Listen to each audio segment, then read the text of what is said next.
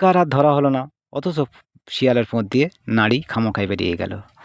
তখন বাঘ বলছিল, আজ আর শিকার হবে না, আজ বাড়ি চলো, কালকে আসলে হবে।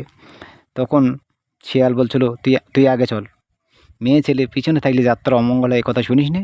বলি, এরকম কথা আছে? বলে, হ্যাঁ, এরকম কথা আছে। কিন্তু আসল ব্যাপারটা হলো, শিয়াল যদি আগে যায়, শিয়ালের ফাঁদ দিয়ে নাড়ি বেরিয়ে গেছে, সেটা বাঘ দেখে নেবে। তখন কী আর করা যাবে, বাড়ির পথে রওনা হয়। বাড়ির পথে আসতে গেলে একটা জলাশয় পার হতে হবে।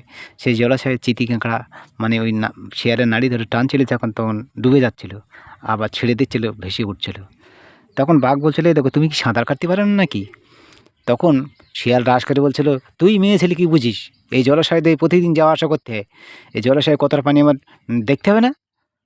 তখন বাঘ বলছিল, হোলি হতেই পারে। তো যখন অনেক চিতি কাঁকড়া তাকে টেনে নিয়ে চলে যায়, তখন মানে বাঘ রেহাই হয়ে যায়। সমাজেও কিছু কিছু লোক আছে, নাড়ি নাড়ি বেরিয়ে যাবে, মরে যাবে, সে দম্প ছাড়বে না।